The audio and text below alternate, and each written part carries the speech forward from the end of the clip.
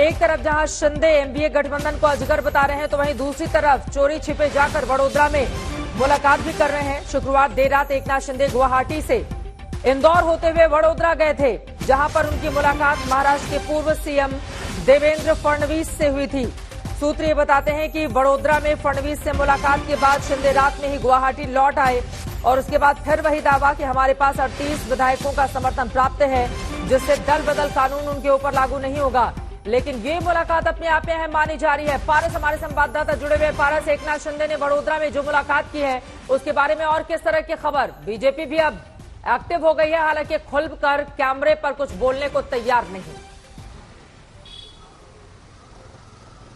बिल्कुल चित्रा, जिस तरीके से स्ट्रैटेजी प्लान की जा रही है उसके मद्देनजर भारतीय जनता पार्टी इस पूरे मामले में कुछ बोलने के लिए तैयार नहीं है। लगातार देवेंद्र फडणवीस के बंगले सागर पे मीटिंग चालू है। परसों एक महत्वपूर्ण मीटिंग हुई थी जहां पर जो 16 शिवसेना के विधायकों को डिस्क्वालीफाई करने की बात चल रही थी, उसके संदर्भ में मीटिंग की गई थी। उसके बाद हम देखते हैं कि देवेंद्र फडणवीस चुप चुपाते हुए वडोदरा जाते हैं। वडोदरा में जाके उनका मीटिंग होता है। एकनाथ शिंदे लगातार जो है ये दावा कर रहे हैं कि उनके पास 38 विधायकों का जो है वो समर्थन है, जिससे दल बदल कानून जो है लागू नहीं होता है। भारतीय जनता पार्टी पर्दे के पीछे जरूर है बट एक्शन मूड में है। हम लगातार देख रहे हैं किस तरीके से मीटिंग्स हो रही हैं। उनका जो ऑफिस है दादर में, कल वहां पे मीटिंग हुई। मुंबई में जितने भी एमएलएज हैं, महाराष्ट्र में जितने भी एमएलएज हैं, उनको देवेंद्र फडणवीस के घर बुलाया जा रहा है। वहां पे लगातार मंथन चल रहा है। पूरी पुरजोर कोशिश जो है वो पर्दे के पीछे से की जा रही है। प्लान ऑफ एक्शन जो है वो तैयार किया जा रहा है। ऐसा जिस हिसाब से मीटिंग्स चल रहे हैं उससे हम ये अंदाजा लगा सकते हैं। चित्रा, मीटिंग पर मीटिंग ये जो चल रही है उससे क्या ये माना जाए कि बीजेपी अब पूरी तरह से एक्शन में आ गई है?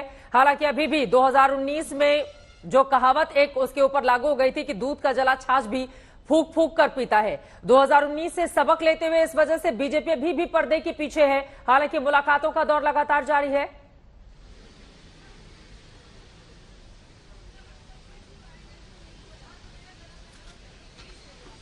अशोक, मेरी आवाज अगर आपको आ रही है? हाँ, बिल्कुल, मैं सवाल आपका सुन गया। बिल्कुल बीजेपी कोशिश बोले। हाँ, मैंने आपका सवाल सुना चित्रा। बीजेपी बिल्कुल चाहती है और ये आरोप भी लग रहे हैं शिवसेना की तरफ से, महाअघाड़ी की तरफ से, कि बीजेपी सब करवा रही है।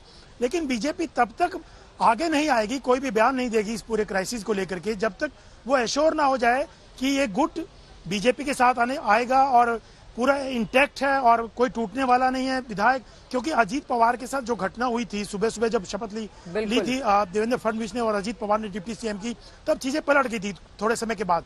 लेकिन इस बार बीजेपी रणनीति तो बना रही है, लगातार एक्शन मोड में है।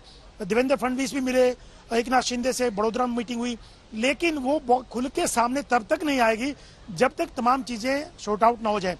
18 विधायकों के डिस्क्वालिफिकेशन का मैटर है और कि क्या शिवसेना आगे किस ढंग से बढ़ेगी और एकनाथ शिंदे का गुट अगर मुंबई जाता है तो क्या एकजुट रह पाएगा। जब तक चीजें बिल्कुल साफ नहीं होगी, मजबूती से चीजें क्लियर नहीं होगी, तब तक बीजेपी उतना खुल के नहीं आएगी। आप देखिए बीजेपी के नेताओं की तरफ से या देवेंद्र फडणवीस की तरफ से कोई सरकार फॉर्मेशन को लेके या किसी प्रकार से कोई बयान अभी तक नहीं आया। और बीजेपी ने सबको कह भी रखा है कि कोई भी इस क्राइसिस पे नहीं बोलेगा, चाहे कोई प्रवक्ता ही क्यों ना हो। लेकिन इतना जरूर है कि बीजेपी क्लोजली चीजों को देख रही है, क्लोजली देख ही नहीं रही है बल्कि इन्वॉल्व भी है। एकनाथ शिंदे गुट को पहले गुजरात में रखा गया, फिर यहाँ गुवाहाटी में रखा गया। गुवाहाटी के इस होटल में, रेडिसन में कोई अंदर जा नहीं सकता। बीजेपी के जो यहाँ के लोकल मंत्री लीडर्स हैं वो लगातार यहाँ पर आ रहे हैं एकनाथ शिंदे गुट से मिलने के लिए। खुद यहाँ के मुख्यमंत्री लगातार मॉनिटर कर रहे हैं। तो चीजें बीजेपी के कंट्रोल में है, लेकिन तब तक नहीं ओपनली आएंगे जब तक उनको लगेगा कि सारी चीजें अंडर कंट्रोल हैं। जब तक उनके पक्ष में सारी चीजें नहीं हो जाती है, तब तक यकीनन वेट एंड वॉच की पोजीशन में ही भारतीय जनता पार्टी रहने वाली है। इसी वजह से एकनाथ शिंदे पर निशाना साधते हुए उद्धव ठाकरे की ओर से कहा गया कि पहले तो वो नाथ थे, अब दास हो गए हैं। यकीनन बीजेपी से जोड़ते हुए उनकी कल की ये टिप्पणी थी।